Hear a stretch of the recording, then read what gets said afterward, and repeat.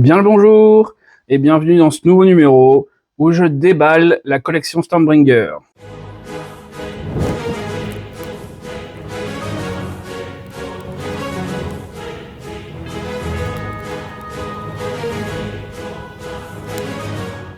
Cette fois le double numéro 22-23. Encore une fois, nouveau format, enfin nouveau, plus trop nouveau parce que j'en ai déjà fait un. Double format, j'espère que ça va vous plaire.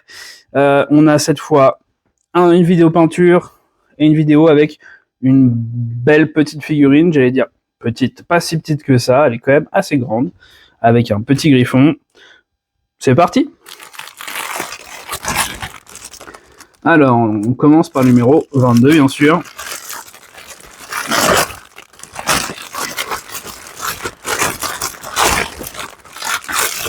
Ah!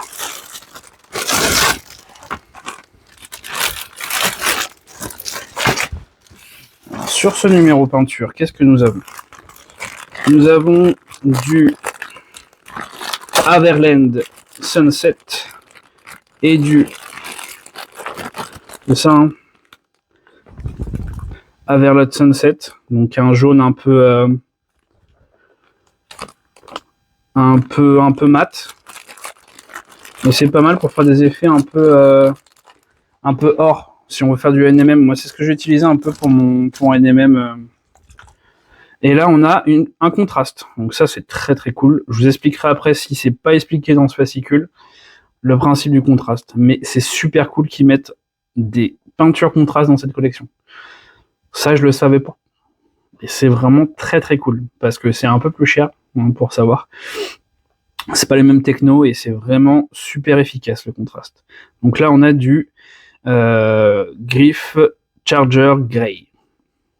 Donc là on est plus sur du gris bleu, voire même bleu clair selon les teintes de base.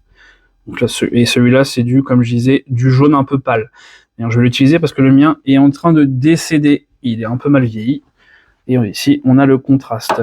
Alors on va voir si on a le principe des contrastes là-dedans. J'espère, ce serait logique. Donc là, le fascicule du numéro 22. Sympa le petit devant là, ça me fait penser un petit peu au Conte de la Crypte. Je sais pas si vous vous souvenez de cette série horrifique des années 90. Alors, à vos pinceaux, ce numéro contient votre première peinture contraste, ainsi que des conseils afin de parfaire vos ombrages.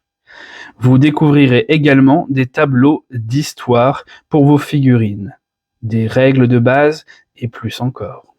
Ok. Donc, on va expliquer la contraste a priori. Ça, c'est cool. Donc, je vais vous expliquer à travers le fascicule, du coup, un petit peu ce que c'est. Dans les grandes lignes, si vous voulez le lire plus en profondeur, faites-le. Ou encore une fois, n'hésitez pas à aller en magasin. Les vendeurs vont se régaler, vous expliquer les technos, parce qu'en maintenant, on a des peintures, mais ils sont aux petits oignons pour les débutants.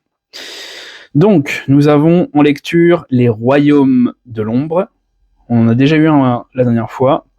La mort dans les royaumes mortels. Ok. Collection Origine des éternels et Plan rusé. Ok. Pourtant, on n'a pas de... Ok, on verra. Peinture, ombrage et Haverland Sunset et Griff Charger Grey. Ok, donc l'explication des deux peintures qu'on vient d'avoir. Peut-être ils vont rajouter des choses avec les figurines qu'on a déjà. Ça pourrait être sympathique. Encore des règles de base. Un peu tard pour les règles de base. Renseignements vitaux. Ok, donc ouais. Royaume des ombres. Ok. Donc là, ici, on a les filles de Cain qui arpentent les brumes d'Ulgur en quête d'ennemis. Ouais, c'est pas ma faction celle que j'aime le plus. Après, il y en a qui doivent vraiment kiffer. C'est vraiment le côté, on est là pour le mal. Le mal. La mort dans les royaumes mortels. Effectivement, il y a aussi une faction liée à la mort. Donc, une fois mort, vous n'êtes pas tout à fait mort dans Warhammer. Surtout pour Sigmar, qui peut-être va vous ramener du royaume des morts. Alors, origine des éternels. Ok. tableau vous permettant de générer l'histoire de n'importe quelle unité d'éternel de l'orage de votre collection. Pour ce faire, jetez un dé D3 pour déterminer les rangées, puis un autre D3 pour la colonne. Chaque tableau contient des histoires pour les différents types d'unités éternelles. Ok, ça permet d'avoir un petit lore pour chaque unité. Origine des soldats, origine des créatures.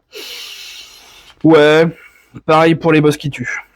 Par contre, les D3, c'est pas si commun. Ça existe, mais c'est pas si commun un D3. Ouais. Peut-être le faire avec un D6. Puis diviser par 2, faire tous les 1, 2, 3, 4, 5, 6. Disons peut-être 1, 2, 3, 4, 5, 6. Pour simplifier, parce qu'un D6, tout le monde en a. Je vous conseille ça, hein, parce que allez pas acheter un D3 juste pour faire ça, ce serait un petit peu dommage. Mais sinon, ouais, ça peut être sympa. Même pour vos tables de jeu de rôle. Il y a du contenu pour du jeu de rôle là-dedans. Je sais pas si je le dis ou si je le dis pas assez, mais entre les bestiaires qu'on a régulièrement, les petites tables de matière comme ça qui permettent d'avoir du lore pour des personnages, il suffit de changer Cruel Boys par Tartampion, hein, et le personnage que vous utilisez pour vos jeux de rôle. Ça permettrait de faire des choses plutôt sympas et assez cohérentes. Après, je vous conseille ça, vous faites bien ce que vous voulez. Du coup, technique de peinture, ça c'est cool. Les premiers, les ombrages. Donc là, ils ont le pinceau à shade. J'en ai un, je sais plus si c'est avec le premier ou pas, je crois que oui. Peinture shade et contraste. Ah. Peinture shade sec. Peinture contraste sec. Donc oui, vous voyez la différence. En réalité, ça peut s'apparenter, la contraste et la shade, effectivement. Mais c'est pas le même effet. Pas tout à fait le même effet. Je trouve. La contraste va plus servir à peindre réellement qu'à juste délimiter les ombres. On va vraiment avoir cette globalité avec une contraste. Un shade va vouloir absolument se déposer dans les creux, même si les deux le font, mais ça le fera un peu moins. Comme vous pouvez voir là, ça en dépose un peu plus que le shade. Après, ça dépend de la quantité que vous en mettez. Technique, ajouter de la netteté. Avant, après. Ah bah c'est sûr, hein, quand on utilise du shade et tout ça, ça fait clairement la différence. Ok, il montre comment appliquer ça pour faire des ombrages. Ombrage intégral, ombrage partiel, ombrage des creux. Ah bah ça c'est clair, hein, c'est la vie le shade. Hein. Je connaissais pas avant de m'intéresser à la peinture sur Warhammer, c'est super intéressant. Marque de coulure. Ouais, une fois que c'est sec, il faut faire attention à ça. Après, ça peut faire des effets hein, aussi, hein, les marques de coulure. Pour tout ce qui est un peu ogre et tout ça, ça gêne pas toujours. En soi, ouais, c'est pas très grave, comme ils disent. Cela peut être corrigé avec une nouvelle couche de base sur toute la section, puis de l'ombrage pour appliquer une seule fois. À voir. Donc là, ils disent les applications qu'on peut avoir sur d'autres sur les figurines qu'on avait déjà. Pour par exemple le Sunset. Donc ça c'est plus pour le Sunset. Et après ici on a... Ok. Là vous voyez ça fait un genre de gris bleu. Ce que je vous disais avec le... Alors j'aime bien l'utiliser pour faire du NMM d'or. Le Haverland Sunset. Limite, je peux même lui rajouter un tout petit peu de marron pour le rendre encore plus mat dans un premier temps. Je fais toute ma couche comme ça et après je le rééclaircis derrière. Mais après, c'est parce que moi je veux bien. Hein. Ensuite, la suite des règles de base. Ouais, hein. Oh, c'est maintenant qu'ils mettent ça. Ouais. Après, c'est cool de les avoir, il les faut. Hein.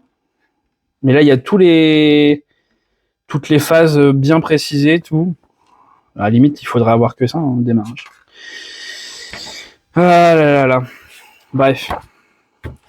Sur les règles de base, c'est un peu juste, mais bon. Sympa comme numéro.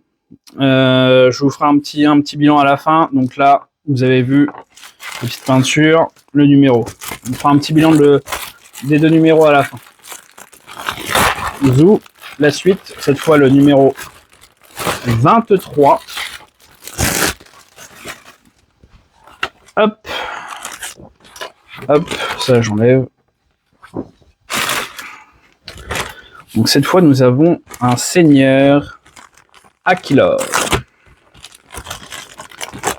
Bon, je pense que cette fois, j'ai un mal de chien à faire les visages. Je trouve ça super cool d'avoir des beaux visages sur les figurines. Mais moi, je suis loin d'y arriver. Je sais pas si vous avez vu un petit peu ma figurine en NMM du dernier lore là. Je suis content de mon effet NMM. Vu que c'est mon premier full NMM, j'ai bien galéré à le faire. Il n'est pas encore oufissime, mais je suis assez content. Par contre, le visage, je l'ai vraiment loupé. J'aurais pu faire encore mieux sur le NMM. Mais bon. Bref. On a une nouvelle jolie figurine. Un seigneur sur son griffon. Très joli. J'aime beaucoup.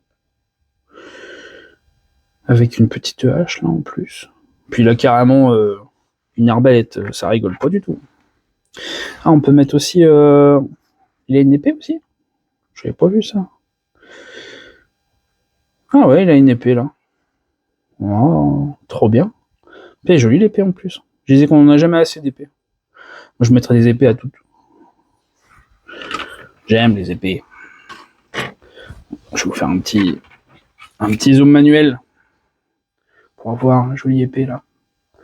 Ah franchement, ça va être une jolie figurine aussi à faire ça. On verra ça plus tard. Donc, ok, bah là au moins ça montre, ça met en avant la figurine qui est dans le numéro, ça c'est cool. Donc le seigneur Aquilor. Donc dans ce fascicule, qu'est-ce qu'on a? Filé comme le vent avec le seigneur Aquilor. La figurine que vous assemblez, peindrez et jouez cette semaine. Vous découvrirez une nouvelle histoire, ainsi qu'un feuilleton concernant le boss qui tue, d'un clan guerrier Kruleboy. Ok, donc on a un petit peu plus un feuilleton, il marque carrément un feuilleton, donc c'est sûrement une histoire, hein. On va pas nous mettre un feuilleton télé, sur le boss qui tue, ok, c'est sympa. Donc lecture, le nécroséisme, le venin, chronique numéro 2, ok. Collection Seigneur Aquilor, assemblage Seigneur Aquilor forcément, et la peinture aussi. Ensuite, en règle, on a le Seigneur Aquilor, où il va sûrement y avoir la charte d'unité, et ensuite, tension de surface. Parle pas du tout. Donc, nécroséisme. Depuis son trône de Naxizar, le dieu de la mort prépare sa prochaine infamie. Donc on a ici rien d'autre que le dieu de la mort. Ok, celui qu'on a profondément contre Sigmar, car il a volé les âmes qui lui étaient dues, à ce que j'ai compris. Guerre des âmes, bon, ils vont sûrement l'expliquer là. Ensuite Venin. Oruk, ils sont devenus après sa reforge. Ok, 2 choses faisant. Ok, donc là on a une petite histoire, effectivement ça doit être la suite, ça doit être la fameuse histoire sur le boss qui tue. Je lirai tranquille. Ça peut être sympa, des petites histoires sur les orques, on n'en sait pas forcément beaucoup, ils ont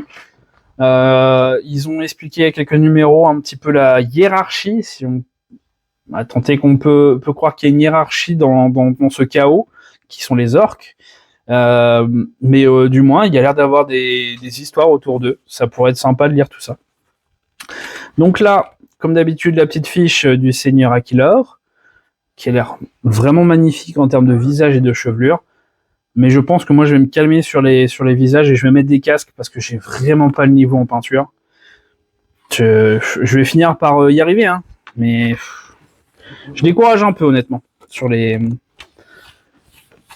ça. En plus, il est joli avec le casque. Vraiment sympa son casque en plus. Ça fait une espèce de tête de lion dessus. C'est cool. Alors, assemblage. Seigneur Aquilor. Ok, call requise. Maintenant, ils sont partis sur moins de d'easy to build, ce qui est encore une fois pas une mauvaise idée. Donc là, on assemble le griffon. J'ai pas l'impression qu'il y a de possibilité d'options à ce niveau-là. Assembler soigneusement, nanana. Ouais. Ah, il y a plein de petits détails. Peut-être les mettre après, les détails. Voilà. Et ensuite, ils le mettent par-dessus. C'est séché à cause du torse. Ah, à voir. Parce que là, une fois que ça c'est fait, ils mettent directement le buste du seigneur. Ce qui pourrait être pas mal, c'est d'attendre pour pouvoir l'assembler et le sous-assembler avant, mais je suis pas sûr qu'on puisse le faire. Ah, il y a quand même l'option casque sans casque. Ça, c'est cool. Donc là, on a casque. Et puis on a casque aussi avec la petite houppette. Bon, ce sera casque houppette. On va faire ça. Ça va être bien. J'aurai un peu moins de travail. Donc Seigneur Aquilor, sous-couche, rétributeur armor, le classico-classique. Corriger la sous-couche. Ok. Ils mettent le griffon tout en gris?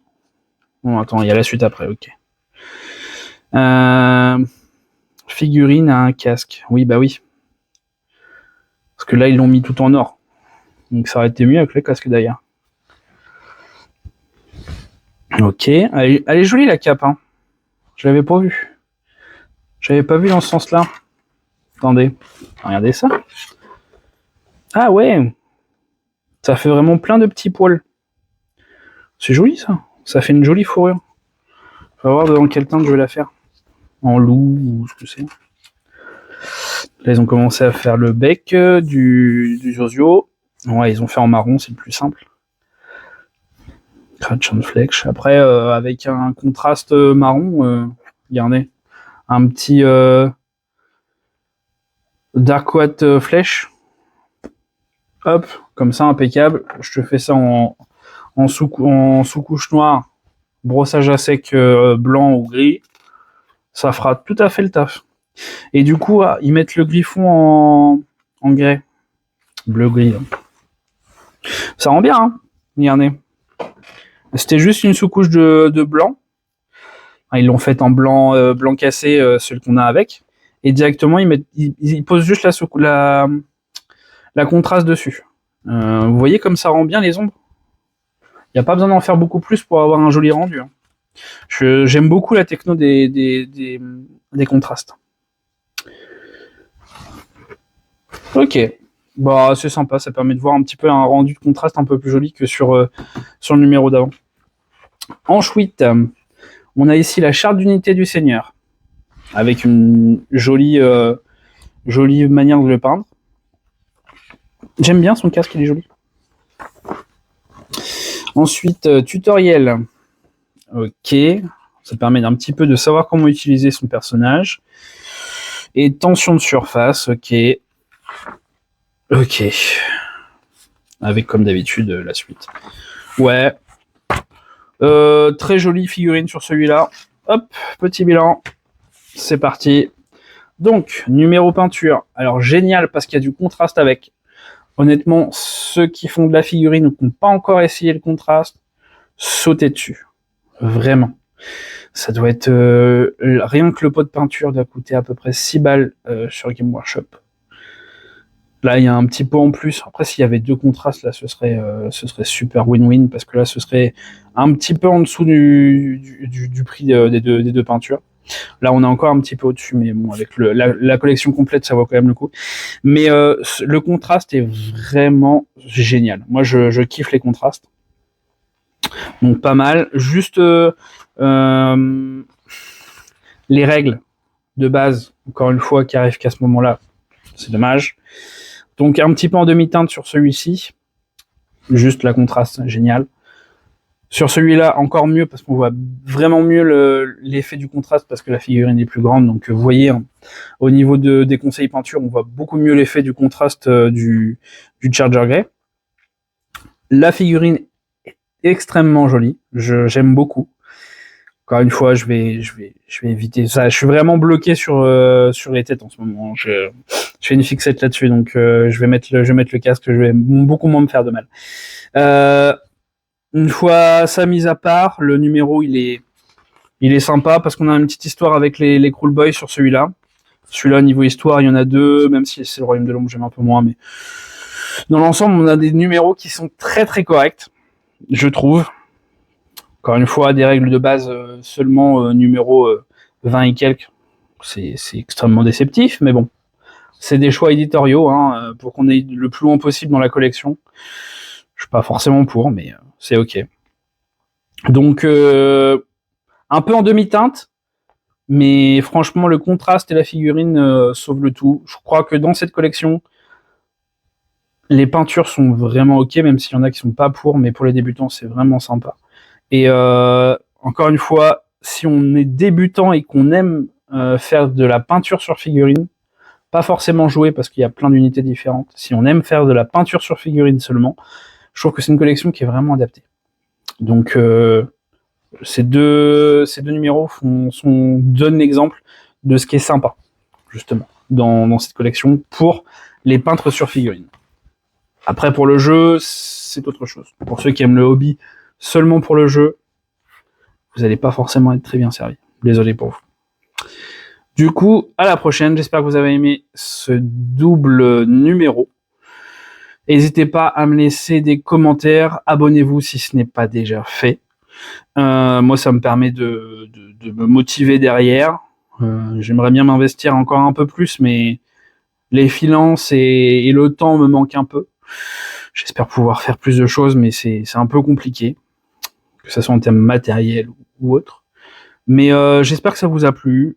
À la prochaine. Ciao.